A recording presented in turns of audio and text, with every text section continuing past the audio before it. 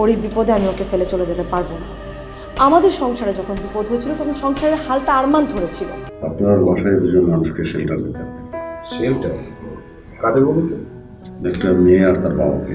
তুই এক্ষুনি এক্ষুনি শালিকার কাছে গিয়ে বলবি যে আরমান তোকে খারাপ প্রস্তাব দিয়েছে। কি উল্টাপাল্টা কথা বল, এই কথা আমি মুখে আনতে পারবো না। আরমান তাসিকে ডিস্টার্ব করছে। ডিস্টার্ব করছে মানে? বুঝছো না তুমি? তোকে বলতে হবে কেন তুই ভাইয়ার নামে বদনাম করলি। মা তুমি দেখো, ও একদিন ওর অধিকার ঠিক আদায় করে নেবে। কোনোদিনও আদায় করতে পারবে না, কারণ ওর কোনো অধিকারই নেই।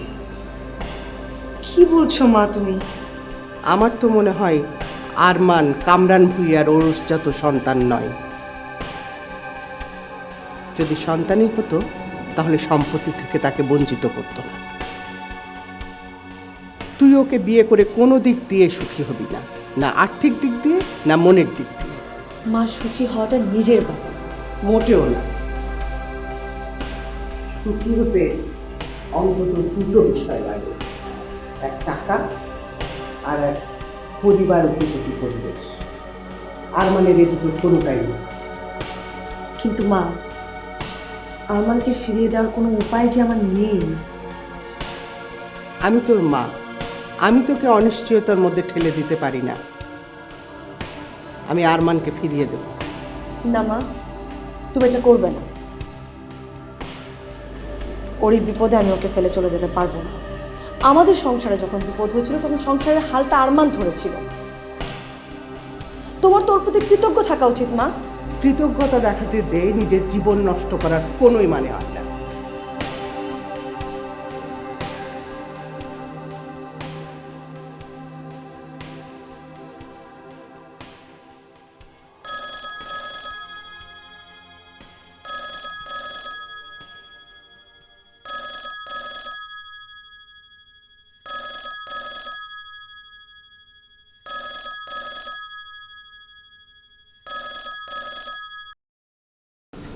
হ্যালো, কে বলছেন?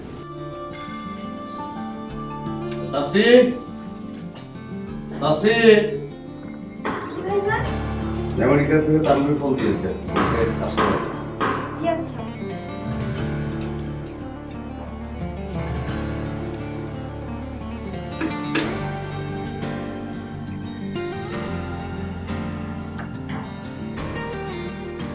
হ্যালো, হ্যাঁ রে বাবা, কেমন আছিস? হ্যাঁ হ্যাঁ, আমি ভালো আছি ভালো আছি। তোর শরীর কেমন? ঠান্ডাটা সেরেছে? আচ্ছা, কি সুখবর। ও মা, তাই নাকি? এটা তো খুবই ভালো খবর। হ্যাঁ হ্যাঁ, তুই চলে আয় চলে আয়, চলে এলে খুব ভালো হবে। এদিকে তোর বাবার শরীরটা তো খারাপ, অ্যাজমাটা খুব বেড়েছে। আর কত বল, সারাটা জীবনই তো কাজ করলো, এখন তো একটু শান্তি পাওয়া দরকার। তুই তাড়াতাড়ি চলে আয়, এলে কোম্পানির দায়িত্বটা তোকে দিয়ে দেবো। আরমানকে দিয়ে কিন্তু হবে না।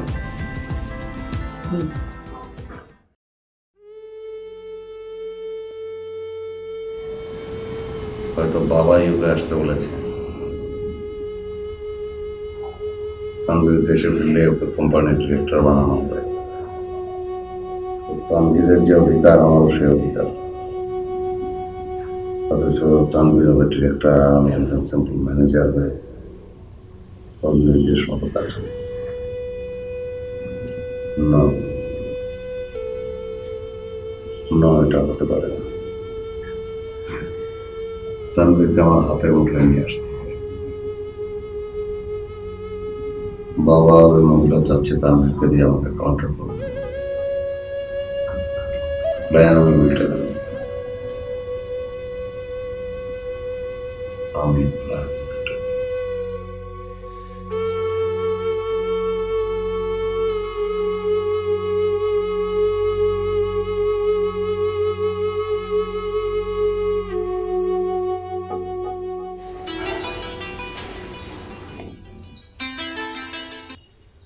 হ্যাঁ বলুন আপনার সাহেব।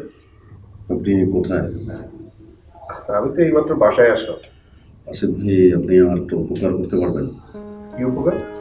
আপনার বাসায় দুজন মানুষকে শেল্টার দিতে হবে। সেলটা কাদের বলুন তো? একটা মেয়ে আর তার বাবাকে। মেয়েটাকে? আমার নানার দেশের লোকজনেরা। আসলে ফোনে বললে আপনি বুঝবেন না, দেখা হলে বলবো। আপনি রাজি কিনা সেটা বলেন। আমি অরাজি হব না, আপনি ভালো করেই জানেন। আরন ভাই, কোনো ঝামেলা হবে না তো? না, ঝামেলা টামেলা হবে না। কোনো কন্ডিশন নেই তো? না। কিন্তু আমার তো একটা কন্ডিশন আছে। বলুন কি কন্ডিশন? মানে এই দুজন লোকের থাকা খাওয়া বাবদ মাসে আমি আপনাকে 20,000 টাকা দিতে চাচ্ছি। ঠিক আছে, কিন্তু আপনি তো ভালো করেই জানেন যে আমি এখনো সিঙ্গেল, আর আমার যা আয় হয় সেটা তো কোথাও খরচ করতে পারি না। আপনার জন্য যদি কিছু অর্থ খরচ করতে পারি তাহলে আমি খুব খুশি হব। আসিফ ভাই, থ্যাংক ইউ। রাখছি, হ্যাঁ, বাই।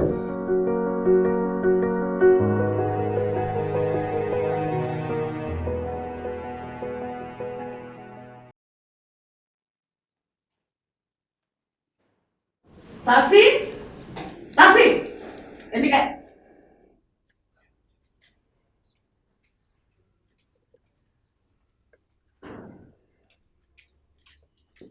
দেখালাম না। তুই এত রাতে আরমানের রুমে গিয়েছিলি কেন? ভাইজান ভাত খাবে কিনা জিজ্ঞাসা গেছিলাম। ও খাক বা না খাক তাতে তোর কি? তোর কি? তুই ওকে আর খেতে রাখবি না, আর ওর সাথে কথাও বলবি না। ভাইজান রাখলে না যায় কেমনে পারবো? পারতে হবে। তোর খালু, আমি, সারিকা, আমরা কেউ তোর সাথে কথা বলি না, তুইও কথা বলবি না। আমার তো মনে হচ্ছে আরমানি তোকে ডেকেছে। না, ভাইজান আমার ডাকে নাই। অবশ্যই ডেকেছে। ওর তো চরিত্র ভালো না। ও তোকে ডেকে নিশ্চয়ই আপত্তিকর কথা বলেছে। কথা ধরে খালা, আমার কথা কইেন না, ভাইজান অমন মানুষ না। তুই এক্ষুনি শালিকার কাছে গিয়ে বলবি যে আরমান তোকে খারাপ প্রস্তাব দিয়েছে, ঠিক আছে? এটা কি কোন খালাম্মা? জীবন গেল আমি এমন মিছা কথা কইতে পারুম না। বেশ, যদি তুই না বলিস আমি তোকে চুরির দায়ে পুলিশে দেব। আমি কখন চুরি করলাম? করিস, কিন্তু তবু তোর ঘরে 20 ভরি সোনা পাওয়া যাবে এবং পুলিশই তা উদ্ধার করবে। তারপর পুলিশ তোকে ধরে নিয়ে যাবে, তোকে জেলে পচে মরতে হবে। এমন কাম করেন না খালা, আল্লাহ সইব না। বেশ, আমি তবে পুলিশকে ডাকি। না না, ঠিক আছে, আমি কইতেছি। Good, very good. শোন, কি কি বলতে হবে ভালো করে শোন।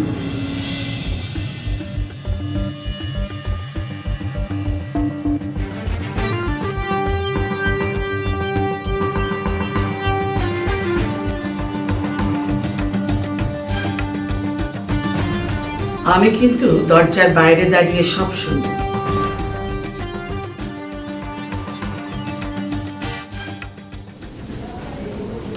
আপা, কি? ভাইজানটা আমি ভালো মানুষ মনে করছিলাম, হ্যাঁ যে এত খারাপ আগে ভাবিনি।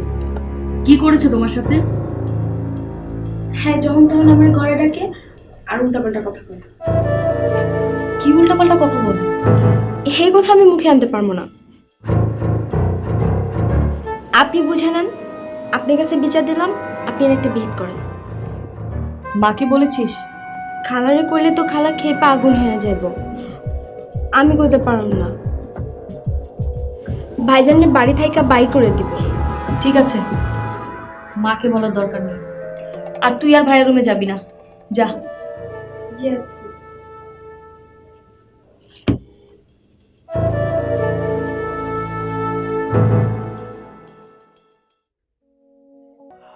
আমি অসুস্থ হতে পারি, যে কোনো সময় মারাও যেতে পারি, মৃত্যু তো আর বলে কই আসে না। কি যাতা বলছো? এত চিন্তা করো না তো, তানভীর তো আছে। তোমাকে কোম্পানির ভাইস চেয়ারম্যান রাখা হয়েছে, আমার অ্যাবসেন্সে তোমাকে কিন্তু দায়িত্ব নিতে হবে। অবশ্য তুমি চাইলে অন্য কোনো ডিরেক্টরকেও পাওয়ার হ্যান্ড ওভার করতে পারো। ঠিক আছে, ঠিক আছে, সেই রকম কোনো সিচুয়েশন যদি হয় সেটা তখন দেখা যাবে। ও শোন, এদিকে না একটা খারাপ পরিস্থিতি ঘটেছে।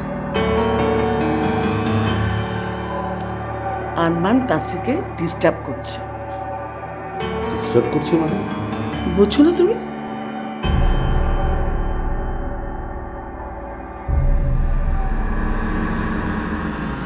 তুমি কিন্তু আরমানকে কিচ্ছু বলতে চেও না। আমি সারিকাকে সমস্ত দায়িত্ব দিয়েছি, ও বিষয়টা হ্যান্ডেল করুক। আর ও যদি কোনো কারণে ফেল করে তখন না হয় আমি আর তুমি কথা বলি।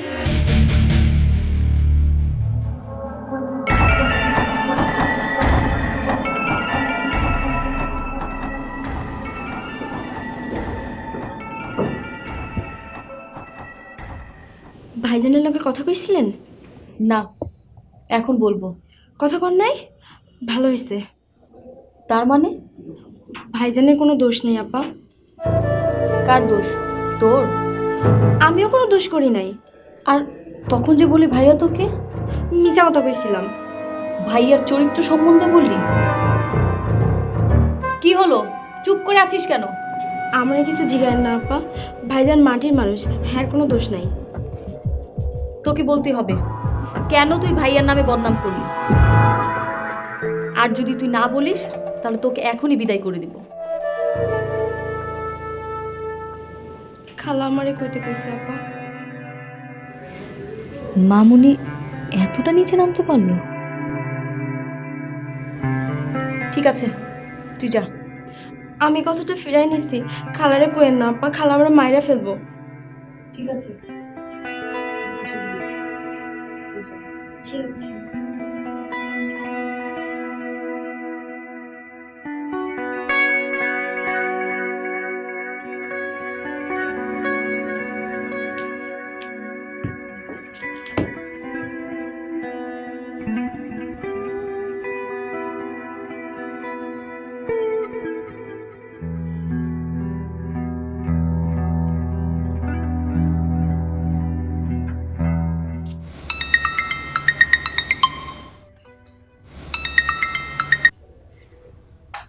হ্যালো, আচ্ছা আপনার গেস্ট দুজন কবে আসবে? কালই আসবে। তোমার বড় মেয়ে এমনিতে তো বড় বড় কথা বলে, অথচ আরমানের অন্যায় বিরুদ্ধে টু শব্দটি করল না। আবার কি হলো? তাসি সারিকাকে আরমানের বিরুদ্ধে বিচার দিয়েছিল, সে আরমানকে কোনো কিছুই বলল না।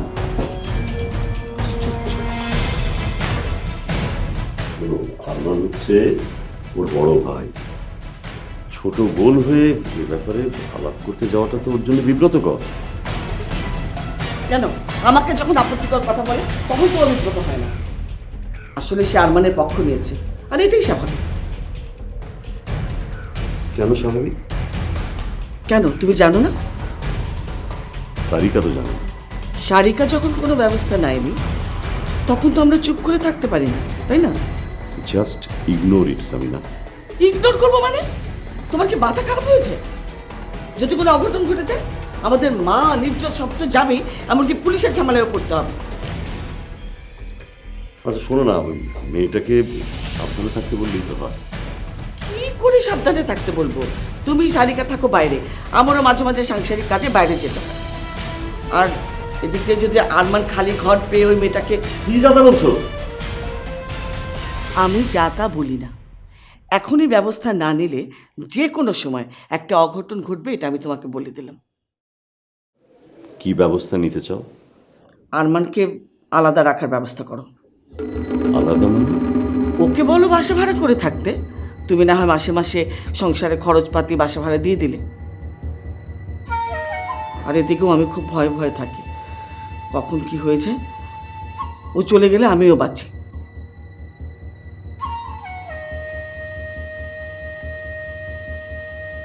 কি হলো, কথা বলছো না কেন?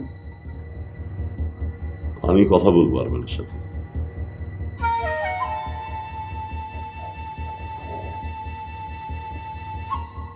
স্ট্রেট ওকে চলে যেতে বলবে।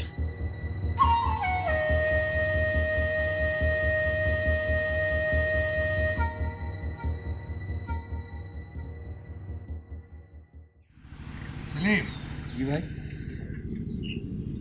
অমরান ভূঁইয়ার অ্যাকাউন্ট নাম্বারটা পেয়েছো? জি ভাই, পেয়েছি। ঠিক আছে, কালকে ওর অ্যাকাউন্টে টাকাটা পাঠিয়ে দিও। এদিকে তোমার ভাবি আবার ভুল বুঝে গেছে। ভাই, ভাবি কি মনে করছেন টাকাটা আমরা মেরে দেবো? ভাবাটাই স্বাভাবিক। কিন্তু ভাই, টাকাটা আরমান ভূঁইয়ার অ্যাকাউন্টে জমা দিলে উনি তো বিপদে পড়বেন। কেন? কোম্পানির অফিসারদের বেতন তারই অ্যাকাউন্টে জমা দেওয়া হয়। তাহলে তো অফিস আরমানের অ্যাকাউন্ট নাম্বারও জানে। জি ভাই, তাছাড়া হঠাৎ আরমান ভূঁইয়ার অ্যাকাউন্টে 50 লক্ষ টাকা জমা পড়লে প্রশ্ন উঠতে পারে। শুধু প্রশ্নই উঠবে না, ব্যাপারটা কামরান ভূঁইয়ার কানেও যাবে। 2-4 মিলিয়ে ফেব্রিক্স চুরির দায়টা আরমানের ঘাড়ি চাপাবে। কামরান ভূঁইয়া ধরে নেবে আমার সঙ্গে আরমানের যোগ সাজস আছে।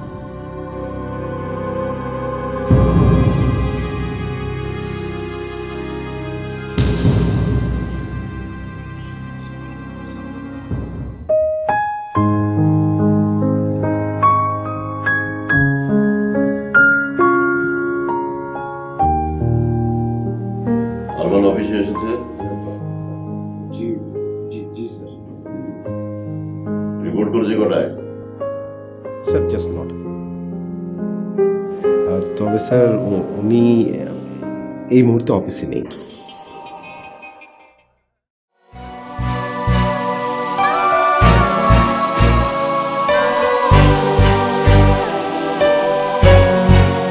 অন্ধকারে যায়নি ভেজা জীবন আলো ধূপ শিখা যায় না মুছে কখনো এই কপালে জটিল লেখা অন্ধ জনে যায় দেখে যায়